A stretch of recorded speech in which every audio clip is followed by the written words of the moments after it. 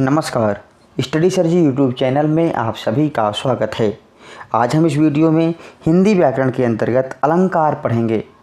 अलंकार जो कि किसी भी परीक्षा की दृष्टि से एक बहुत ही महत्वपूर्ण टॉपिक है। इस टॉपिक से हमेशा ही सभी परीक्षाओं में प्रश्न देखने को मिलते हैं।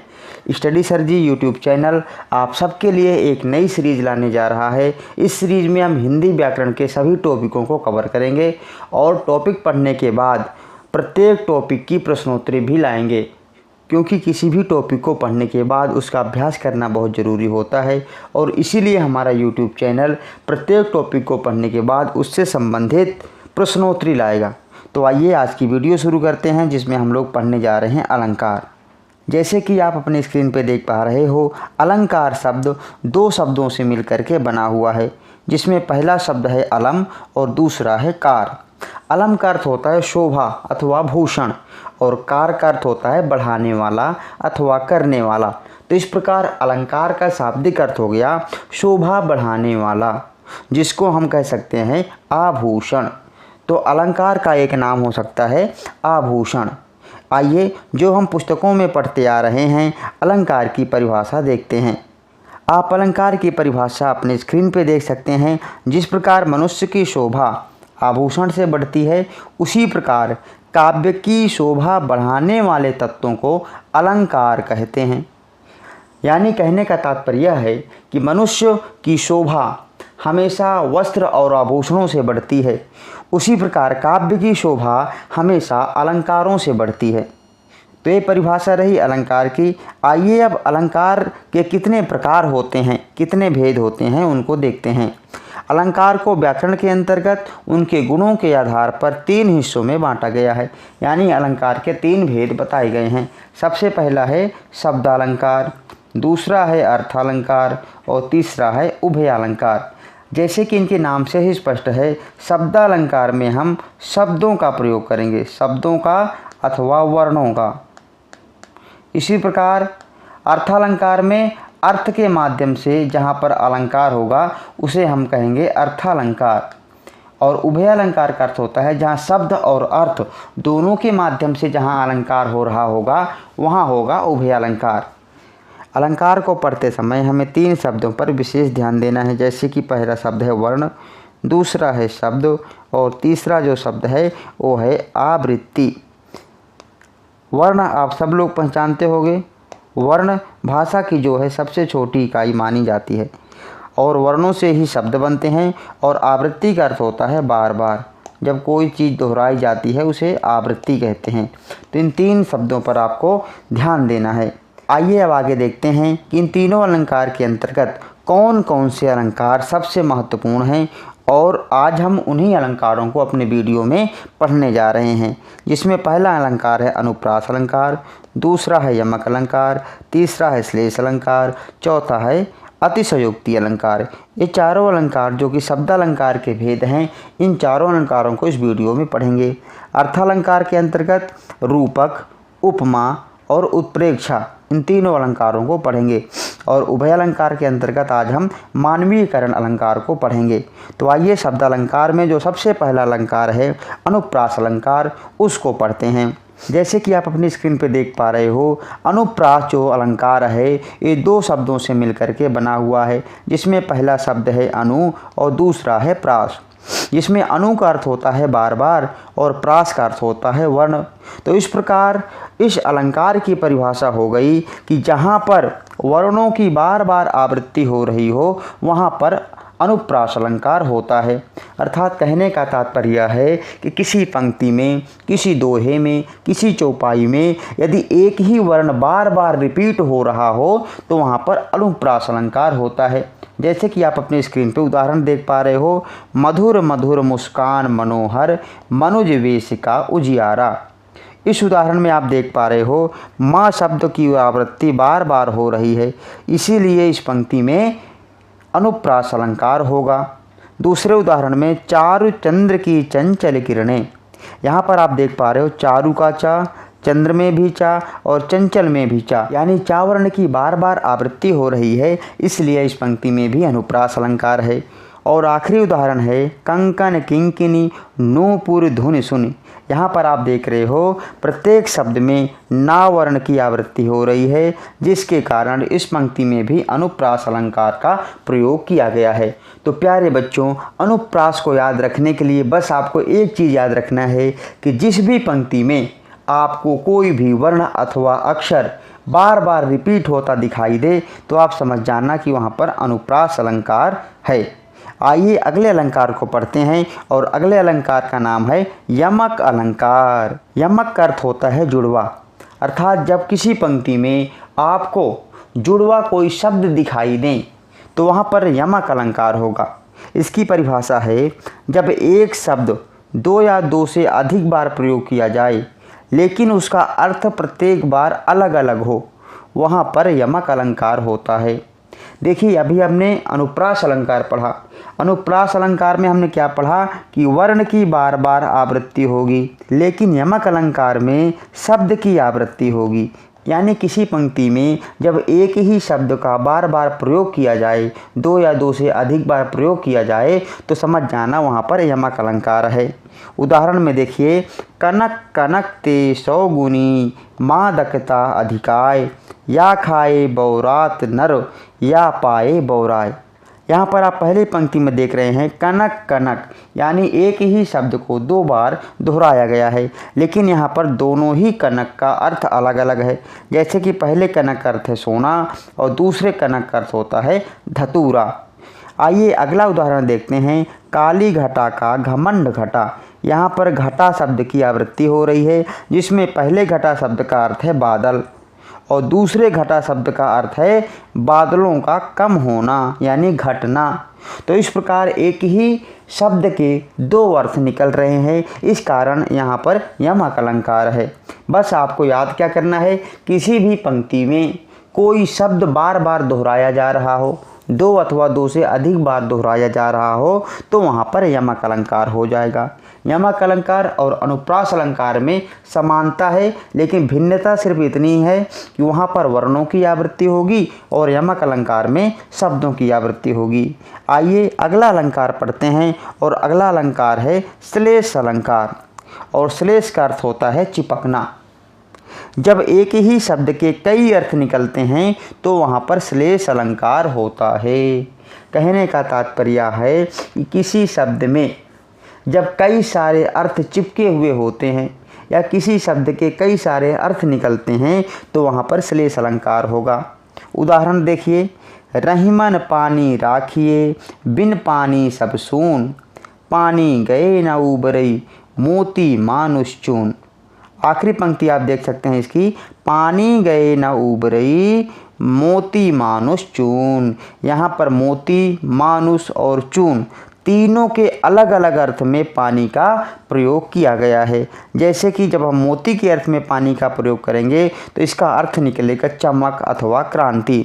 इसी प्रकार मानुष यानी मनुष्य के रूप में जब आप पानी का अर्थ निकालेंगे तो इसका अर्थ हो जाएगा सम्मान अथवा इज्जत। और चूना के अर्थ में जब हम पानी का प्रयोग करेंगे तो सामान्य सा जो अर्थ निकलता है पानी का जल। तो इस प्रकार पानी शब्द के एक ही पंक्ति में अलग अलग अर्थ निकल रहे हैं, इसलिए यहाँ पर श्लेष अलंकार है। बस प्यारे बच्चों, आपको इतना ही याद रखना है कि जब किसी पंक्ति में एक ही शब्द के कई सारे अर्थ निकल रहे हों तो वहाँ पर श्लेष अलंकार होगा। आइए अगला अलंकार पढ़ते हैं और अगला अलंकार है अतिशयोक्ति अलंकार। अतिशयोक्ति जैसे कि आप नाम से ही पहचान पा रहे हो, ये जो अतिशयोक्ति अलंकार है दो शब्दों से मिलकर के बना हुआ है। पहला शब्द है इसमें अतिशय और दूसरा है उक्ति। अतिशय का अर्थ होता है बढ़ा चढ़ाकर और उक्ति का अर्थ होता है कहना। यानी जब किसी बात को बढ़ा चढ़ा करके पेश किया जाए तब वहाँ पर अतिशयोक्ति अलंकार होता है। परिभाषा देख लीजिए, जब काव्य में किसी बात को बहुत ज़्यादा बढ़ा चढ़ा कर कहा जाता है तब वहाँ पर अतिशयोक्ति अलंकार होता है। बस आपको कुछ नहीं करना, किसी भी पंक्ति में जब बढ़ा चढ़ा करके बहुत ज़्यादा पेश किया जाए तब समझ जाना कि अतिशयोक्ति अलंकार है। उदाहरण देख लीजिए, हनुमान की पूँछ में लगन न पाई आग, लंका सारी जल गई, गए निशाचर भाग। इस उदाहरण में आप देख पा रहे हो कि हनुमान जी की पूंछ में अभी आग भी नहीं लगी, पूरी लंका जल गई और सारे राक्षस वहाँ से भाग गए। तो यहाँ पर इस बात को इतना ज़्यादा बढ़ा चढ़ा करके पेश कर दिया गया, इसलिए यहाँ पर अतिशयोक्ति अलंकार हुआ। आइए अगला अलंकार पढ़ते हैं, उपमा अलंकार। उपमा अलंकार जो कि अर्थालंकार का एक भेद है। उपमा अलंकार काव्य में जब किसी प्रसिद्ध व्यक्ति अथवा वस्तु की समानता दूसरे समान गुण वाले व्यक्ति अथवा वस्तु से की जाती है, तब वहाँ पर उपमा अलंकार होता है। अर्थात कहने का तात्पर्य यह है कि जब किसी फेमस वस्तु अथवा व्यक्ति से किसी सामान्य व्यक्ति अथवा वस्तु की समानता की जाती है, तब वहाँ पर उपमा अलंकार होता है। उदाहरण के लिए आप ले सकते हैं चंद्रमा के समान मुख। चंद्रमा कहाँ शीतलता प्रदान करता है, कहाँ उसकी शीतल शीतल किरणें होती हैं, और उसकी तुलना सामान्य व्यक्ति के मुख से की जा रही है ना। तो यहाँ पर चंद्रमा जो कि प्रसिद्ध वस्तु है और उसकी तुलना एक सामान्य व्यक्ति से की जा रही है, इसलिए यहाँ पर उपमा अलंकार हो जाएगा। इसको हम पहचानेंगे कैसे? देखो, उपमा अलंकार को पहचानने के लिए सबसे पहले आपको देखना है कि कई बार किसी शब्द में हमें योजक चिन्ह मिल जाएगा, अथवा योजक चिन्ह ना भी मिले तो उस शब्द में सा, सी, से, सो, सरिस अथवा समान आदि शब्द हमें देखने को मिलेंगे। अगर किसी भी पंक्ति में, दोहे में, चौपाई में योजक चिन्ह सा, सी, से, सो, सरिस अथवा समान आदि शब्द मिल जाएं तो समझ जाना वहाँ पर उपमा अलंकार होगा। जैसे कि आप अपने उदाहरण में देख रहे हो, नील गगन सा शांत हृदय था रो रहा। यहाँ देखिए, पहले योजक चिन्ह मिल गया और योजक चिन्ह के बाद सा मिल गया, है ना। तो जैसे ही सा मिला, हमें कुछ नहीं करना, आराम से हमें उपमा अलंकार में टिक कर देना, बिल्कुल आपका आंसर सही हो जाएगा। दूसरा उदाहरण देखिए, पीपर पात सरिस मन डोला। इस उदाहरण में आपको क्या मिला है देखने को? सरिस, और सरिस शब्द जहाँ पर आएगा वहाँ पर हो जाएगा उपमा अलंकार। अगला उदाहरण है, राधा बदन चंद्र सो सुंदर। देखिए यहाँ पर आपको सो देखने को मिल गया, है ना, और सो शब्द जिस भी पंक्ति में देखने को मिले वहाँ पर उपमा अलंकार होगा। तो बस आपको कुछ नहीं करना प्यारे बच्चों, उपमा अलंकार को पहचानने के लिए याद रखना, योजक चिन्ह के बाद सा, सी, से, सो, सरिस अथवा समान शब्द अगर आपको देखने को मिल जाए तो बस आपको आंख मूंद करके उपमा अलंकार का प्रयोग करना है। आइए अगले अलंकार को पढ़ते हैं, और अगला अलंकार है हमारा रूपक अलंकार। जिस जगह उपमेय पर उपमान का आरोप किया जाए वहाँ पर रूपक अलंकार होगा, है ना। इसको पहचानेंगे कैसे? देखिए, आपको योजक चिन्ह मिलेगा, लेकिन याद रखना कि योजक चिन्ह के बाद आपको सा, सी, से, सरिस और समान शब्द नहीं होने चाहिए, क्योंकि अभी हमने उपमा अलंकार में पढ़ा कि योजक चिन्ह के बाद अगर सा, सी, से, सरिस और समान शब्द मिल जाएं तो वहाँ पर उपमा अलंकार होगा।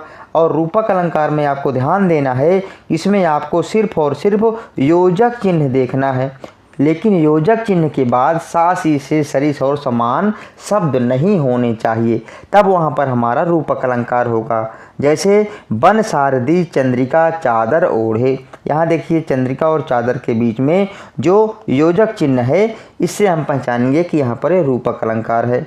अगला उदाहरण है, अंबर पनघट में डूबो रही तारा घट ऊषा नगरी। यहाँ देखिए, अंबर पनघट, तारा घट और ऊषा नगरी में हमें योजक चिन्ह देखने को मिल रहा है, और उसके बाद सा, सी, से, सरिस और समान शब्द नहीं है, इसलिए यहाँ पर रूपक अलंकार होगा। तो आइए अब हम अगले अलंकार को पढ़ते हैं। अगला अलंकार है हमारा उत्प्रेक्षा अलंकार।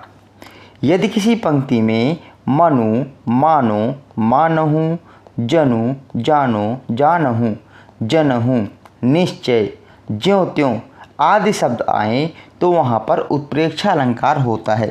तो देखिए प्यारे बच्चों, उत्प्रेक्षा अलंकार को पहचानना कितना आसान है। आपको अगर किसी पंक्ति में ये सारे शब्द अगर देखने को मिल जाएं तो वहाँ पर आप उत्प्रेक्षा अलंकार लगाएंगे। उदाहरण में जैसे कि सोहत ओढ़े पीत पठो, श्याम सलोने गात, मनहु नीलमणि शैल पर, आतप पर्यो प्रभात। देखिए, इस पंक्ति में हमें क्या देखने को मिल गया? मनहु। जैसे ही हमने मनहु देख लिया तो हम तुरंत लगाएंगे उत्प्रेक्षा अलंकार में सही का निशान। अगला उदाहरण है, सिर फट गया उसका, मानो अरुण रंग सा घड़ा। अब इस पंक्ति में हमें क्या देखने को मिल गया, मानो। और जैसे ही हम मानो शब्द देखेंगे तुरंत हमें उत्प्रेक्षा अलंकार को टिक करना है। अगला उदाहरण है, उसका मुख मानो चंद्रमा है। यहाँ पर मानो शब्द जैसे ही हम देखेंगे तो तुरंत हम उत्प्रेक्षा अलंकार को टिक करेंगे। यानी उत्प्रेक्षा अलंकार को आपको अगर पहचानना है तो आपको मनु मानो मानहूँ, जनु जानो जानहूँ, जनहूँ, निश्चय ज्यों त्यों आदि शब्दों से आप आसानी से उसे पहचान सकते हो। आइए अगला अलंकार पढ़ते हैं जिसका नाम है मानवीयकरण अलंकार। जब प्राकृतिक वस्तुओं जैसे कि पेड़ पौधे, बादल, नदी, पर्वत आदि में मानवीय भावनाओं का वर्णन किया जाए, अर्थात निर्जीव चीज़ों को जब सजीव होना दर्शाया जाए, तब वहाँ पर मानवीयकरण अलंकार होता है। अर्थात कहने का तात्पर्य है कि जब किसी निर्जीव वस्तु में मानव जैसी भावना दर्शाई जाए तब वहाँ पर मानवीयकरण अलंकार होता है। उदाहरण में देखिए, फूल हंसे कलियाँ मुस्काई। अब देखिए, हंसने का काम किसका है, मनुष्य का है। मुस्काने का काम किसका है, मनुष्य का है। लेकिन यहाँ पर फूल और कलियों को हंसने और मुस्कुराने के अर्थ में दर्शाया गया है, इसलिए यहाँ पर मानवीयकरण अलंकार हो गया। अगला उदाहरण है, मेघ आए बड़े बन ठन के संवर के। अब देखिए, संवरने का काम किसका होता है, मनुष्य का होता है ना। सजने का जो काम होता है वो मनुष्य का होता है, लेकिन यहाँ पर मेघ को बताया गया कि मेघ बड़े सज करके, बड़े संवर करके आए हैं, है ना। तो इसलिए इस पंक्ति में मानवीयकरण अलंकार हो गया। अगला उदाहरण है, सागर के उर पर नाच नाच करती है लहरें मधुर गान। अब देखिए, मधुर गान यानी गाने का काम किसका होता है, मनुष्य का होता है, लेकिन यहाँ पर लहरों को बताया गया कि लहरें मधुर गान कर रही हैं, यानी लहरें जो है गा रही हैं। तो लहर क्या है, एक निर्जीव वस्तु है और उसमें किसी मनुष्य के रूप में उसे दर्शाया गया है, इसलिए इस पंक्ति में भी मानवीयकरण अलंकार हो गया। तो इस प्रकार हमने महत्वपूर्ण अलंकारों को इस वीडियो में पढ़ लिया है। आशा करता हूँ ये वीडियो आप सबके लिए बड़ी ही मददगार साबित होगी। यदि अभी तक आपने हमारे चैनल को सब्सक्राइब नहीं किया है तो हमारे चैनल को ज़रूर सब्सक्राइब कीजिए और हमारी वीडियो को अधिक से अधिक शेयर कीजिए। वीडियो देखने के लिए आप सबका बहुत बहुत धन्यवाद।